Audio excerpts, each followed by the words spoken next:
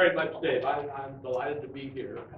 Legislative redistricting, Ohio style, is a hot topic. It's a hot topic in many states right now, but it's especially a hot topic in Ohio. What I'd like to do is give you some background that will help you understand the dynamics of this controversy, help you understand the current plan that is operative for the 2012 election, help you understand the alternative that's going to be on the ballot on November 6th that you'll be able to vote for if you care to do that. I actually have a position on that. I'm going to try to hide that as we go along, mainly because I want you to think about the kinds of issues that are involved and how you might have your own take on those issues. If you want to know my position at the end, I'd be glad to tell you what it is, but I may let you try to guess that along the way. I should say, by the way, that I've taught political science courses for years, and the students are always interested in the course and knowing whether I'm a Democrat or a Republican. I don't tell them. And I ask them at the end of the term what they think I am. And the Democrats think I'm a Republican, and the Republicans think I'm a Democrat. And that tells me I've succeeded, actually, in getting them to think on their own, taking the facts that we lay out and trying to analyze those facts in a thoughtful way. People start in different positions, so they're going to come to different positions in the end. And that's natural. That's what democracy is all about. Well, legislative redistricting has been a topic that since the beginning of politics, certainly in this country and other countries as well, has been a real concern of politicians. Politicians recognize that how the districts are drawn, how the district lines are drawn, materially affects the outcomes of elections, both in terms of electing them or not, as the case may be, but also in terms of giving their party control of the legislature. And so from the beginnings, there have been attempts to try to shape the district lines in a way that is favorable to those who are doing the drafting of that. It's natural, it's politics. Politicians, as you know, and maybe the rest of us too, always like to think about how the rules could maybe be tweaked in one way or another to give us some kind of an advantage. In a democracy, we think that such tweaking probably is not a good thing. We would rather that the contest be played straight up rather than by changing the rules and setting the rules in such a way that they advantage one group, and I should say unnaturally advantage one group over another. Well, from almost the beginnings of this country, legislative redistricting that was crafted by political parties to benefit them got a name that you probably know, and the name is gerrymandering. It is named after Elbridge Gerry, and that's how we pronounce his name, with a hard G, who at the time was the governor of Massachusetts. His party was in control of redistricting in Massachusetts in 1812, and they came up with a district that cartoonists depicted in the following way. One said it's shaped like a salamander, and then one wag said that's not a salamander, that's a gerrymander. And Elbridge Gerry then becomes sort of the father of gerrymandering, or as most call it, gerrymandering. And we see gerrymandering or gerrymandering throughout the course of American history. And it's important to realize that it's something that's been with us for a very, very long time. So I thought you'd enjoy the picture of that. In most states in the United States, political parties and members of political parties draw the district lines. And it's usually the majority party that controls redistricting. They control all houses of the legislature. They can pretty much create the district lines in a way that favors them. As a result of the 2010 elections, it was Republicans that were in charge of redistricting in more states than the Democrats. And so what you see happening after the 2010 election is a series of district lines that have been defined in such a way in a majority of states that they tend to favor the Republicans. Now the truth is, if you really begin to count on balance, the Democrats and Republicans pretty much fought to a draw over redistricting. Illinois and California redistricted in a way that favored the Democrats. Ohio, obviously, and Florida redistricted in a way that favored the Republicans. Once the dust settles from the 2012 elections, we will know better than we do now just what the effect of this line drawing was. Now, districts are normally drawn every 10 years. After the decennial census, there are new population figures. The states are basically mandated to try to draw district lines in such a way that they reflect those population changes. One effect of that is that Ohio has lost 2 congressional seats. And so we had to redraw all of our districts, really, to take into account the fact that we had gone from 18 seats down to 16. And of course, you need to redraw things within the state as well. Now, it wasn't always that way. One big exception that I think gets neglected in coverage of gerrymandering and district line drawing is that from about 1900 to the 1960s, a majority of American states did not redraw their district lines to reflect changes in population. Say again. From 1900 to about 1960, most American states, a majority of them, did not redraw their district lines to try to reflect the changes that were taking place in population. The most egregious example of that was the state of Tennessee, which by 1963 found that 2/3 of the people were represented by 1/3 of the legislature. And of course, what was happening during that period was that the United States was urbanizing. And as people moved out of the rural areas and small towns into the urban areas, the state legislators elected from those areas simply sat on their hands. They decided they would not redistrict. And in fact, the story is an interesting story because it means that the great urbanization of this country, in some senses, was bypassed in the state legislatures until the 1960s, when under orders of the Supreme Court, states had to adopt the principle of one person, one vote. They had to redistrict in such a way that they reflected population in a fair manner. But up until the 1960s, 6 decades passed where they had not done that.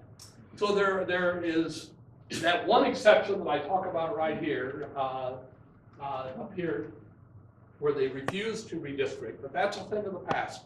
Now, the Supreme Court entered into the fray and said that just isn't fair. We won't allow that. That's unconstitutional. And no states do that anymore.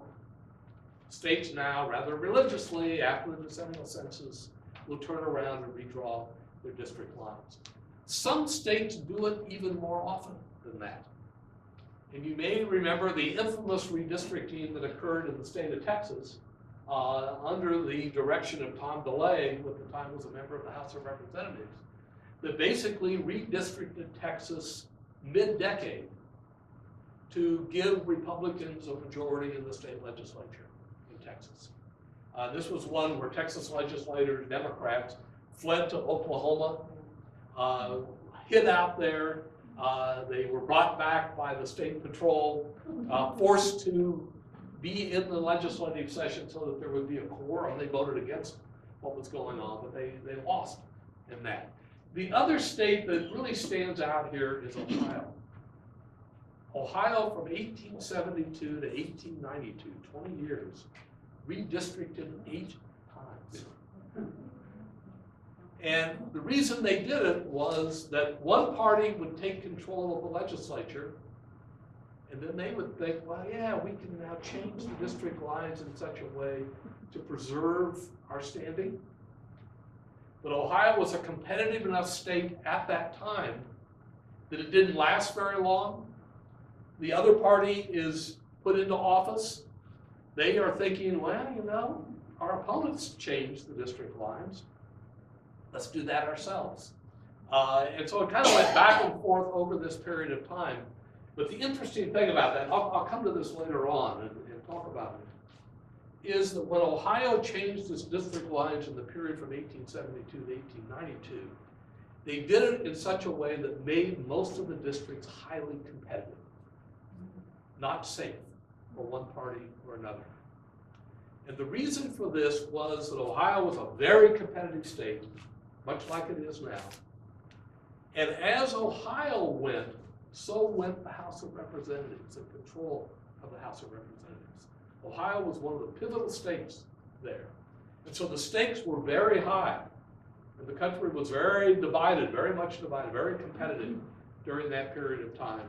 And so you could see control of the House of Representatives going back and forth depending upon what happened in Ohio and how a particular party had jimmied the district lines to, they thought, increase their representation in Ohio. And again, I'll come back to this because there's an interesting question here, and that is, why would the politicians want to create competition and create more competition? And why now do they want to do everything but create more competition? And one of the answers to that was that in the 1870s and 1880s, most people didn't dream of long careers in Washington as members of Congress. And in fact, state legislatures were more important. Henry Clay was the Speaker of the House from Kentucky, decided after he had been Speaker of the House to go back and run for the state legislature in Kentucky. And he became Speaker of the House in Kentucky. It was more important for him to be home, I guess, rather than being in the swamps of the District of Columbia for a month or two a year doing things that were really, compared to what was going on at the state level, pretty unimportant in politics.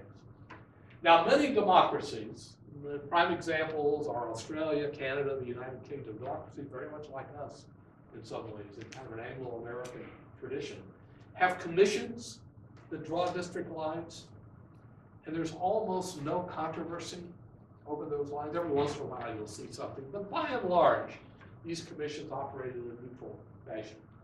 There are a number of American states that do the same thing.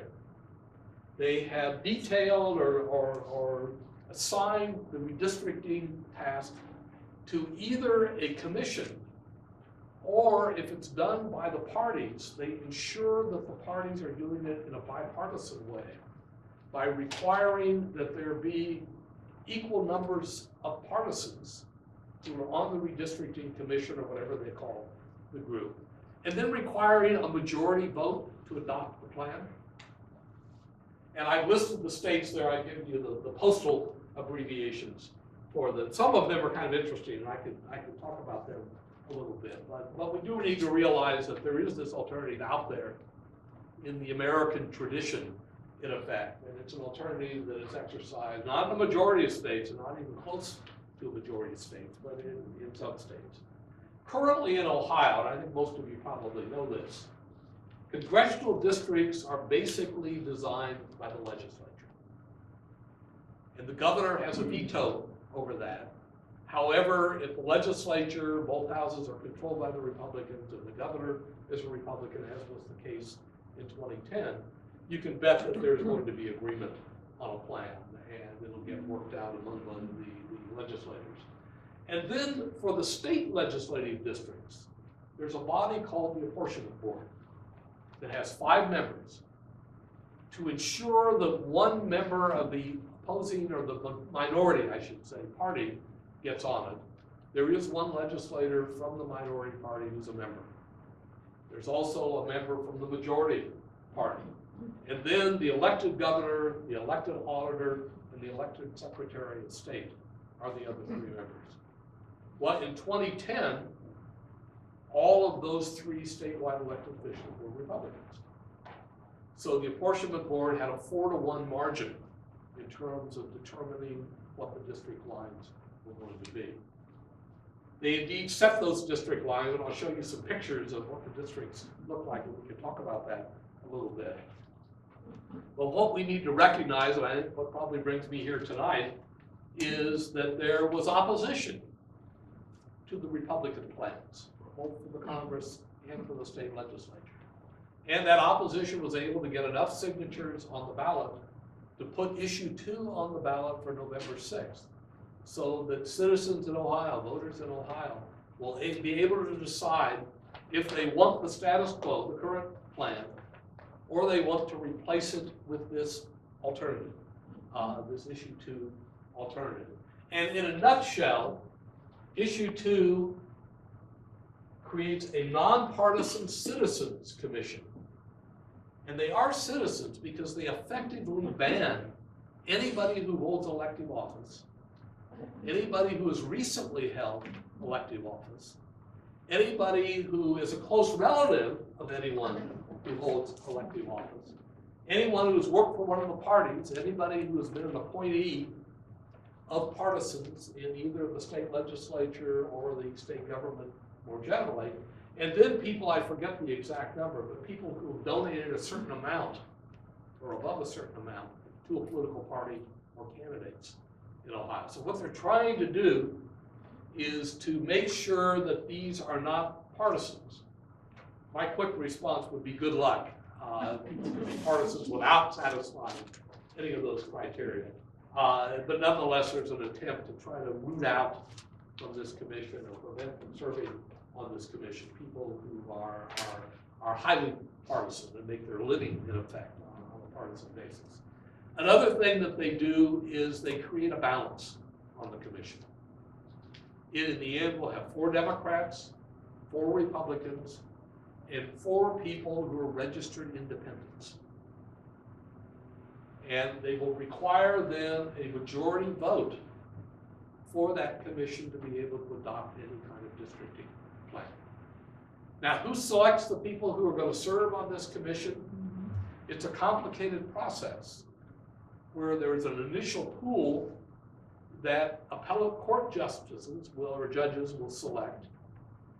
The leaders of the Republicans and Democrats in the legislature have essentially vetoes, like preemptive challenges in a jury or a jury pool. They can knock out 9 members each from this pool of people. The pool would have 42 people in it. And then in the end, the appellate justices would come back and select the members of the commission. And in turn, the partisans would select the nonpartisan or the independent members of the commission. So it's a complicated process designed basically to try to take the politicians out of the process of drawing district lines. And I'll talk more about this later on. There are other features to this as well that I think are distinctive and important. Now let's kind of stand back and think about redistricting. And think about what kinds of principles we would want to apply to the district plan that we might create. 2 of them are required by US law.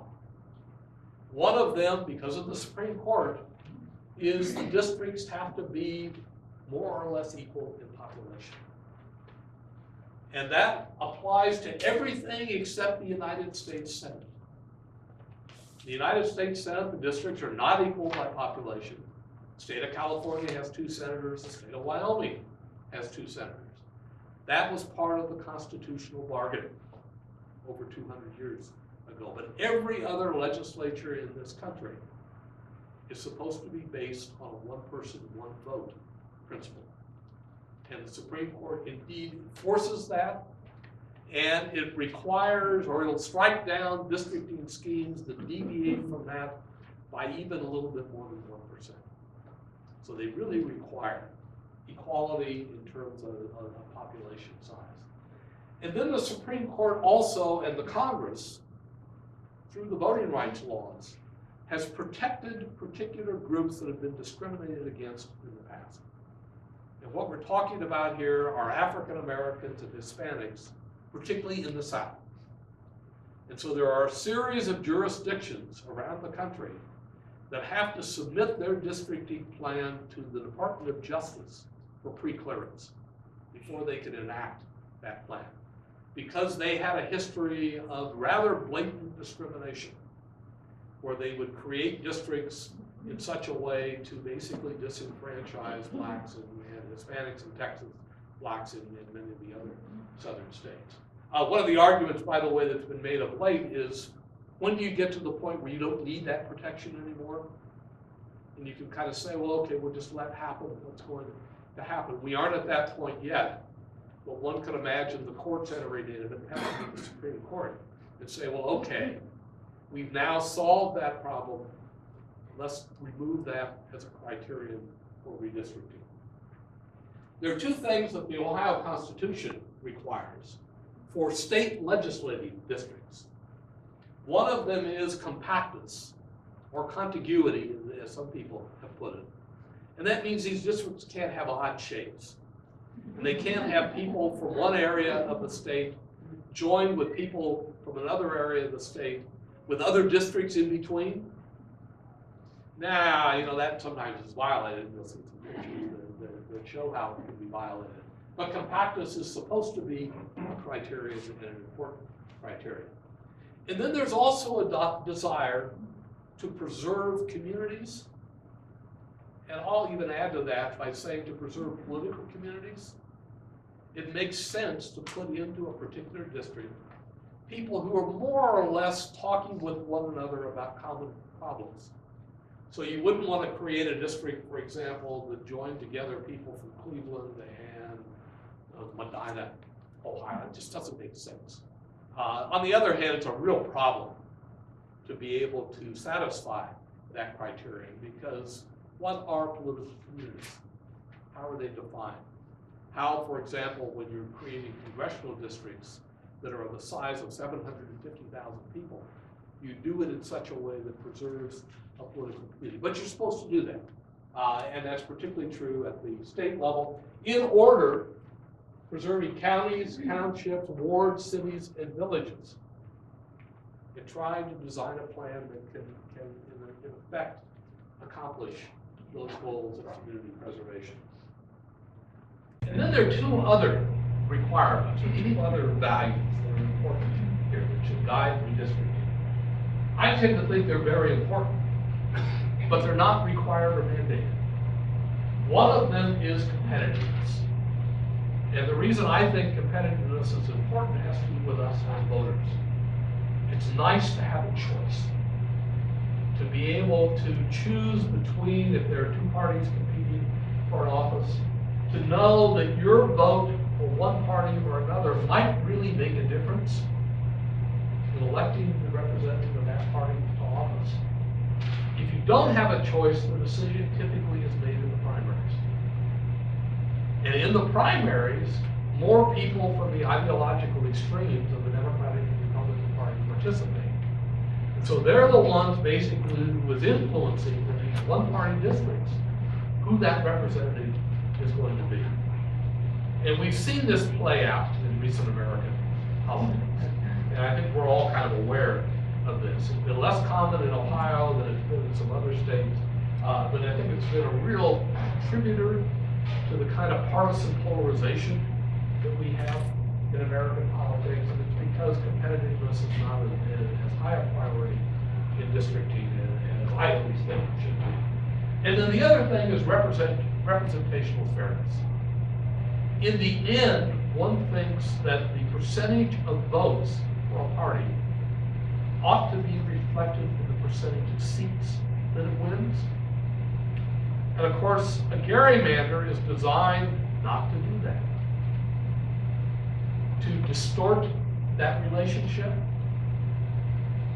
Most of the countries that have these independent commissions have almost a perfect relationship, as close as you can get, between the percentage of votes that a party gets and how many people it's electing to whatever that legislative body happens to be.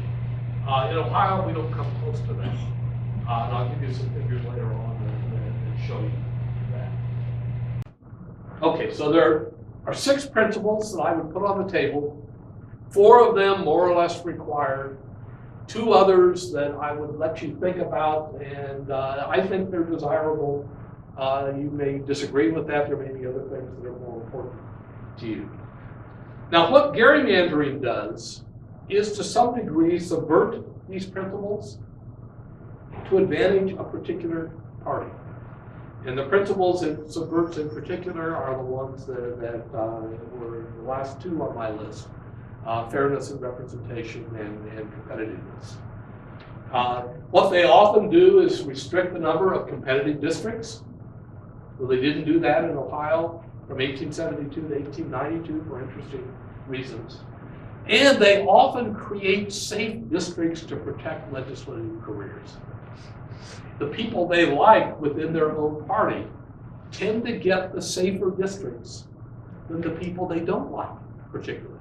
To the point that I remember some years ago, it must have been in 2000 when they were redistricting. Sherrod Brown at the time was a member of the House of Representatives. He threatened at that time if they gerrymandered his district in such a way that he couldn't win it anymore, he threatened to run for statewide office. Now, how much of a threat that was, I don't remember, but anyway, Republicans who were controlling the redistricting kind of backed away from that and gave him a district that he could win to keep him in the House of Representatives, presumably, rather than get him on the statewide stage. Now, there's some practices that are engaged in for gerrymandering, and I thought I would talk about each one of these in turn, and then give you some examples of it. One of them is called cracking. And what you do if you're engaged in cracking is you take a particular constituency, let's say Democrats who live in Franklin County, and you divide them in half. You put some in one district and some in another district, thereby ensuring, or not, nothing is ensured, but thereby making the chances that they're going to be able to get a representative pretty low.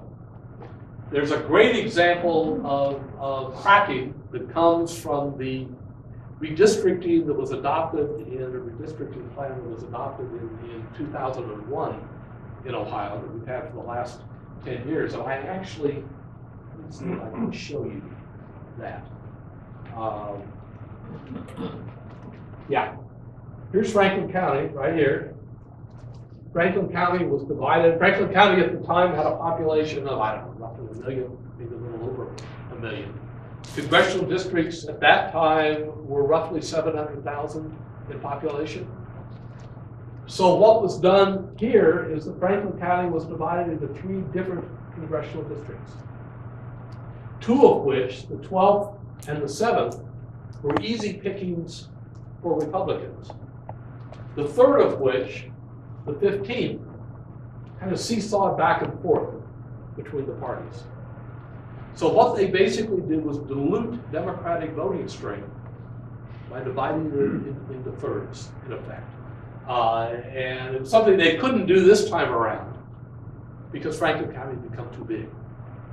But nonetheless, they engaged in cracking back in 2001. Another technique is called packing. And what you do in packing is you try to concentrate as many people from that particular party in a district as you can, overdoing it. And that means that all the neighboring districts don't have as many people from that party, let's say Democrats, as they might ordinarily have. And so you give up that one district, but that one district always produces a supermajority for that party's candidate. And then you can win all the districts around there if you're lucky, or at least you have a good chance of doing that. There's a good example of packing here in Ohio this year. It's the 11th district right here in Cuyahoga County. And the figure, someplace I have it. The figure is that I think it's 70% of that particular district are Democrats. And the person who was elected or will be elected from that district is Marcia Fudge, who's an African American, and African Americans tend to dominate that district. But what they did was pack Democrats into that district so that all the ones around it have a better chance of electing Republicans. Another technique, and a very common technique. The third one doesn't get talked much about, but it's important, and that is targeting. They will try to create districts that will favor particular members of Congress or the legislature whom they want to protect. The district in Ohio that is targeted the best for a Republican is the district that is represented by who? John Boehner.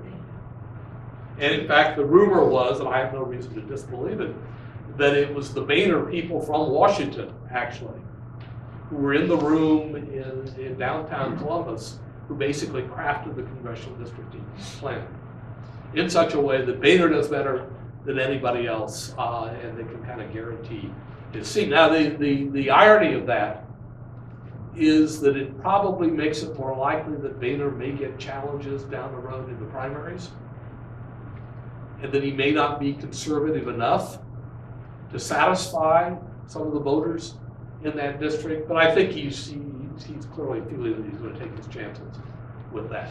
And so they do indeed target districts. My favorite one has to do with William McKinley, one of Ohio's presidents. William McKinley was an active legislator back in the 1880s and early 1890s. The Democrats tried everything they could to defeat him because he was a rising star in the party. Finally, in 1890, they created a district he couldn't win. And indeed, he lost it, although very narrowly. He lost it and then decided he'd run for governor and won. And then decided he'd run for president and won. So he paid them back for doing that. If they hadn't fiddled around with this district, there is a chance that he would still be, well, not still be, but would have continued in the Ohio legislature and never would have been president, never would have been assassinated, and so forth. But it was very clear, and in fact, if you read the papers at that time, the Democrats were talking openly about creating a district plan that would get William McKinley. And so they very much had targeted him. Now, in modern times, high-speed computers, geographical information system technology enables people who are doing districting to turn it from an art into a science. They can really do whatever they want. I, in fact, have a friend who's a professor of political science, and for years and years and years was working for one of the parties because he's a computer programmer and a statistician. And he would say, you tell me what you want to maximize, and I can do it. It's easy. And indeed, they really can fine-tune these districts so that they're moving precincts around, and the computer is doing that for them to see what pops up. And so even though politicians have been very skillful at doing that in the past, they are even more skillful at doing it today, and doing it very successfully. I wanted to give you a picture, and I'm going to kind of go through here very quickly. If I can find it. Here's a picture of a state, Iowa, that is quite fair about how it does its districting. That almost looks logical, right? Iowa has a commission that does the redistricting, but the commission's plan has to be approved by the legislature. And there's a tradition in Iowa that they basically accept what the commission does.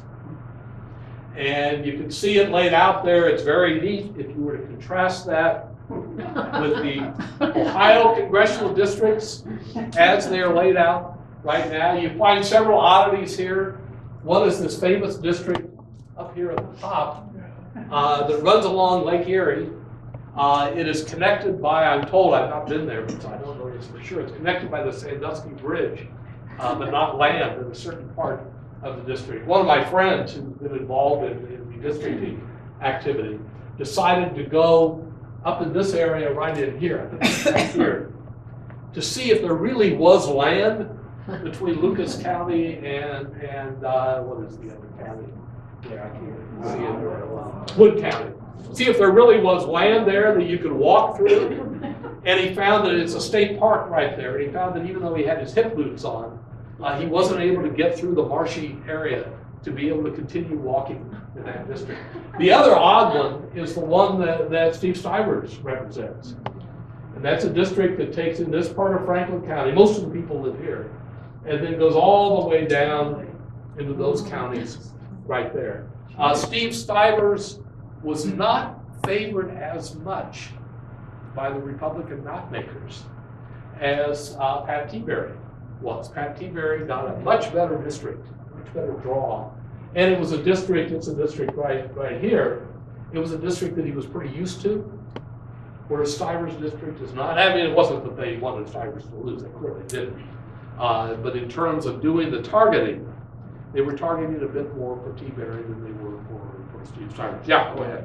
When they created that little 3, isn't that a instance of packing?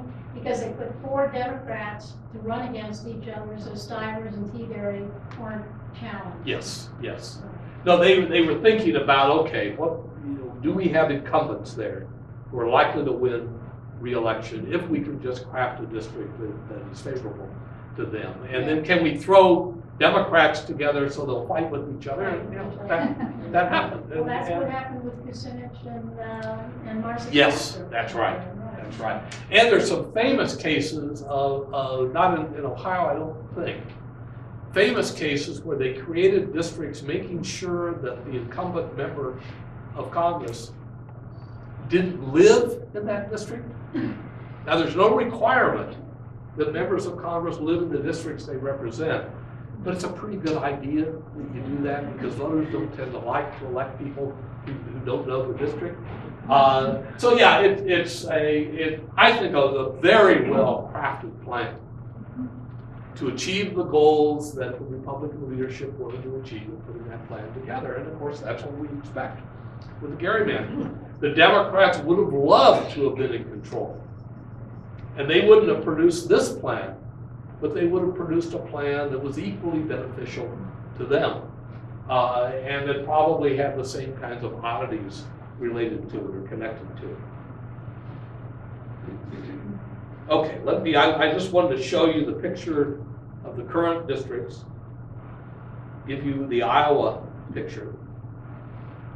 And then what I'd like to do is talk a little bit about the redistricting plan that we have right now, what its advantages of, what its maybe disadvantages of are. One is it leaves very few competitive districts. Very few, only 3 really are competitive, and even those 3 are only marginally so. It favors incumbents and Republicans. Now, to be able to do that, and I'm going to show you this picture right here, and I'll talk about what this means in a minute, but to be able to do that, to try to maximize the number of Republican seats, they have to make the Republican seats a little less safe than they would want to, but still plenty safe.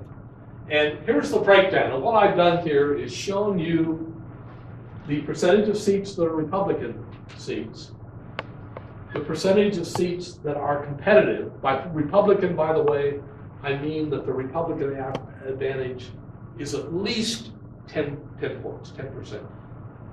So it means a 60-40 vote division would get, or excuse me, a 55-45 vote division would give them a 10% advantage. And that's close to being a landslide. Here's the set of districts that are advantaged for the Democrats. And there have to be some of them because you've got to spread these voters around somehow. And then here are the percentage of districts that are actually competitive districts. Many more Republican districts that are safe than there are Democratic districts that are safe, and very few districts that are competitive. And even the competitive ones have a Republican advantage to them, at least based on results of past elections. And so it's quite likely that the Republicans in an average election would be able to carry all of those districts from the state. That's the state house. This right here is the state senate. This right here is the U.S. House of Representatives. All 3 of those figures look pretty much the same, right? Pretty much the same in terms of the kind of advantage that is given to the Republicans in terms of that redistricting scheme. Are there any questions about that? Does everybody understand what I'm showing you there? And again, you can see it at the top. Yeah, okay, let me go a little more quickly. These are the House of Representatives, the Ohio House of Representatives districts. I'm not going to talk much about those. These are the Senate districts. What I want to do now is come to issue 2, which is the issue on the ballot in November for us to decide. And I've already talked about its key principles, and so I'm going to leave most of those up there and not mention them. A couple that are important to emphasize is that under issue 2, plans would have to be submitted, districting plans. Those plans would be vetted publicly, and then the commission would come up with its own plan, which in turn would be vetted publicly, so that people would have an opportunity to react to it.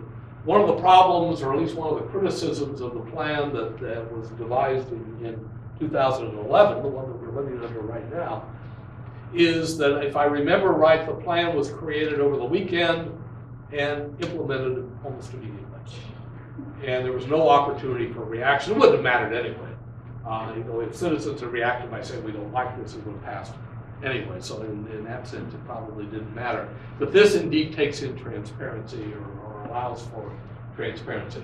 The other thing that's very important is this last point right here.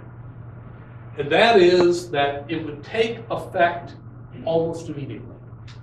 Not for the if it passes, not for the 2012 election, but for 2014, 2016, 2018, and 2020. And of course, it would be built into the Constitution. So when redistricting was done after this particular decade, it would be done in accordance with the kinds of principles that are outlined there. Now, is it a better plan than the status quo? I leave that for you to decide. What I wanted to have you think about is, what does better mean? How do these two plans compare? In terms of equal population, there can be no difference. The Supreme Court would strike it down.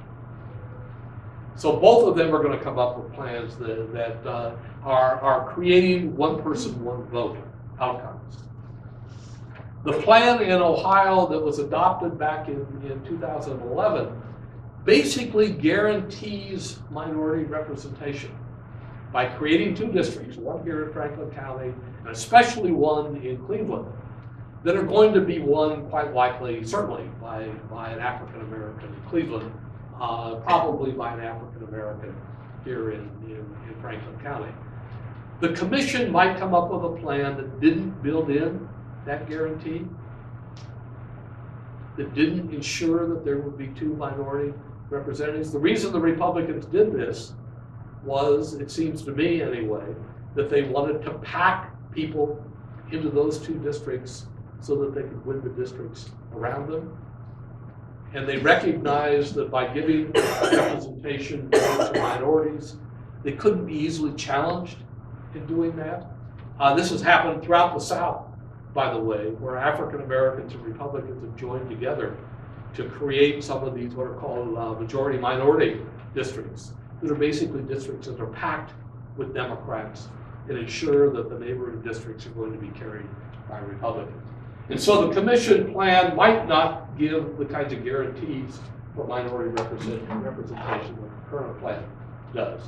Compactness in political communities, I think both would pay attention to. Sometimes it gives way to other goals, particularly gerrymandering kinds of goals, and that certainly would be the case in the current plan. It might be the case in the commission plan as well. I think competitiveness and fairness should be the primary values, and that they should guide what redistricting takes place, and would make the argument that those are the ones that we want to pay attention to. Now, the commission, I think, is more likely to draw competitive and fairer districts, but there are no guarantees. California had a commission. California produced a plan that was worse than the redistricting plan they had between 2002 and 2010. Worse in the sense that Democrats were even better represented, benefited even more from that plan. And the reason was that I think Democrats were very clever in getting to the members of the commission, or getting people on the commission who would favor their side. And so there's no guarantee with the commission, although the current plan that is in issue 2 has a variety of things built in to try to prevent that from happening, to try to avoid the problem that California had. And of course, I showed you the Iowa plan. And the Iowa plan is a lesson that partisanship can indeed produce fair and competitive districts. I think though the quick rejoinder to that was it would be probably not in Ohio these days. The parties are too divided, too polarized for them to be able to allow that to happen. Ohioans are not Iowans, maybe is the way to put it. Okay, well, let me conclude on that and, kind of open things up for questions and Here's some comments. questions.